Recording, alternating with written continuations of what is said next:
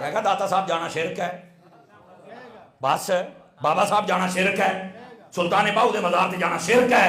میں کہا پتر کوئی نہیں، بندہ اپنے وڈکیاں تے ہی جاندا ہے۔ تو جیسا شیطان کا عقیدہ تھا ویسا اس کی جماعت کا ہے۔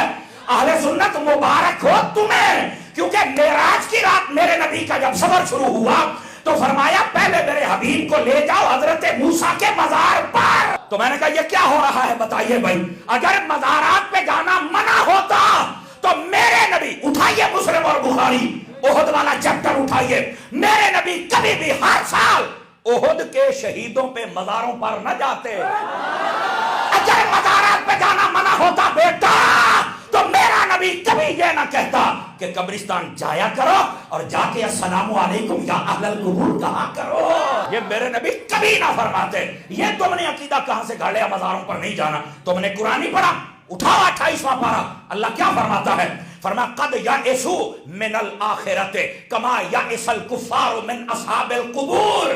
فرمایا کئی لوگ آخرت کا ایسے انکار کرتے ہیں جیسے کافر قبروں والوں کا انکار کرتے ہیں۔ تو کیسے کہہ رہا ہے کہ مزاروں پہ جانا شرک ہے؟ جب تک یہ ولی زندہ تھے تب تک تو اسلام پھیلاتے رہے، تب تک تو دین پھیلاتے رہے، تب تک تو کافروں سے کلمہ پڑھواتے رہے، اور جب ان کے مزار بن گئے اب وہاں پہ جو جائے وہ مشرک ہو جائے، چس آ جائے اگر تو یہ کہے اور جنہوں نے کل ہمیں خدا کا بندہ بنایا آج بھی بنا رہے، تم کیوں جاتے ہو؟ میں کہہ رہی یہ عقیدہ ہے۔ اللہ کا ولی جب قبر میں جاتا ہے نا تو اللہ تعالیٰ اسے زندہ رکھتا ہے، لیکن اس کو کہتے ہیں برزخی زندگی۔ کیا کہتے ہیں؟ برزخ۔ وہ کیسے زندہ ہیں؟ تو میں نے کہا شہید زندہ نہیں ہے، کہ زندہ ہے۔ تو میں نے کہا نبی پاک نے ایک جہاد سے واپس آ رہے تھے، آپ نے یہ فرمایا تھا، آپ فرماتے ہیں ہم چھوٹے جہاد سے آ رہے ہیں، بڑے کی طرف جا رہے ہیں۔ پوچھا گیا یا رسول اللہ یہ چھوٹا جہاد ہے جس میں تلواریں چلی، جس میں بازو کٹے، جس میں گردنیں کٹی، جس میں لوگ شہید ہوئے؟ فرمایا ہاں یہ چھوٹا ہے۔ فرمایا اس سے بڑا کون سا ہے؟ فرمایا جب بندہ اپنے نفس پر تلوار کو چلاتا ہے، اپنے آپ کے ساتھ جہاد کرتا ہے، یہ نفس کہتا ہے گناہ کر، ہم کہتے ہیں نہیں کریں گے، نفس کہتا ہے قتل کر، ہم کہتے ہیں نہیں کریں گے، یہ نفس کہتا ہے نمازیں چھوڑ، ہم کہتے ہیں نہیں چھوڑیں گے۔ فرمایا جب اپنے اندر کے کتے کے نال لڑنا ہے نا یہ بڑا جہاد ہے۔ اور میں نے کہا جو چھوٹے جہاد میں دنیا چھوڑ جائے اور رب اسے نہیں مرنے دیتا، جو بڑے جہاد میں مر جائے وہ ولی کیسے بول رہا ہے؟